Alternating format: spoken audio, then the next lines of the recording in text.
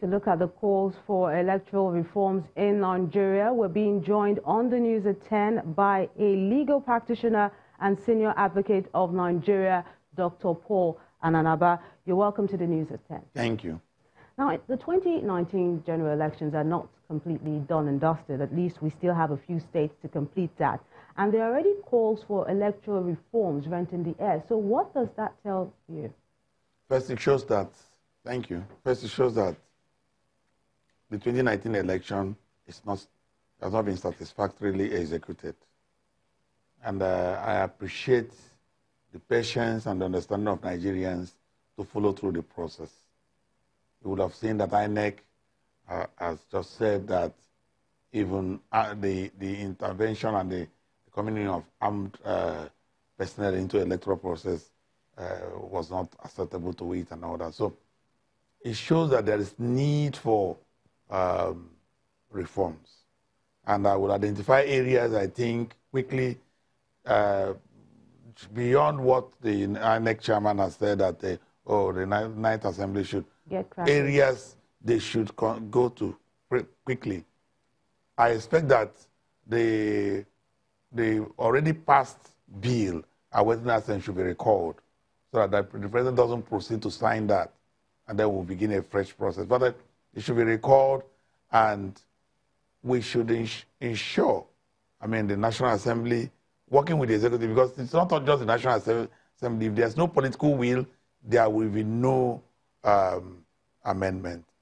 Now, there should be a regime for electronic voting with full biometrics, so that many issues of electoral violence and snatching of ballot politics and all that will be away.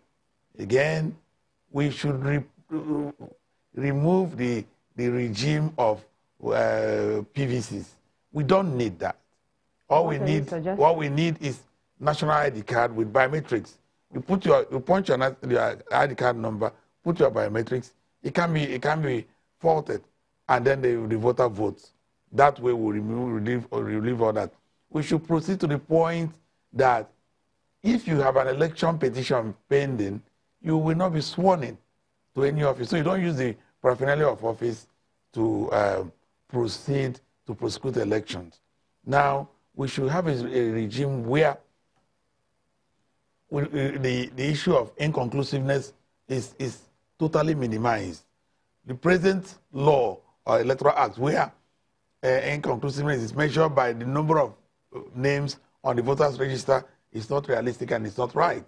Because even now, if you don't have a PVC, even if your name is on the register, you cannot vote. So that shouldn't count. And that's why you have 84 million people, and then you have seen only 30 million people voting. So all this should be taken into account, and we don't need to have staggered governorship elections. All governorship elections should now be harmonized by amendment of the Electoral Act. So these are things I think we should begin to look at quickly. And once we have been able to pluck them, we will proceed. And I believe that the appointment of the chairman of INEC should be removed from the executive entirely.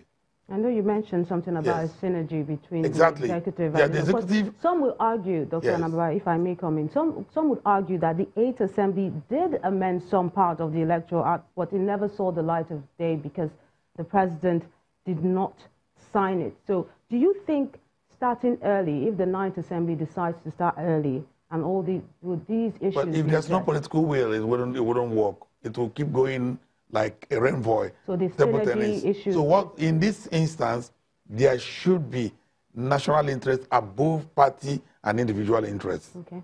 There should be a harmonization mechanism, so that before we even talk about sending the bill to the president would have been aware that this is what is coming. I agree with it. Bring it. I'll sign it. And we should have mock elections by the regime I'm proposing. It's in a situation that the electronic voting would have been run several times and improvements made on it. and not just very close to the election, now you start talking about electronic voting. And I've been confronted with questions when I raise these issues as to how will the illiterates and those in the rural areas come in. Do they not use telephones? The old women and men in the villages, they use telephones. So if we start early and customize it to their languages in their rural areas, it will work. And finally, I don't expect that we should not be using so much of ad hoc staff. Because most of these ad hoc staff and the university professors do not actually understand the practice of electioneering and voting and election process. Many of them didn't even are from different areas of study and interest. And I just sent there because they are professors and all that. We should move away from that. We should now harvest ICT experts in this country. We have numerous of them, young men, outstanding ones, and then bring in a new team that will guarantee election that will be the envy of this country and our neighbors. Dr. Paul Ananaba, I guess that's a good way to end this discussion. Senior Advocate of Nigeria and legal practitioner, it was a pleasure having you with us on the News at 10.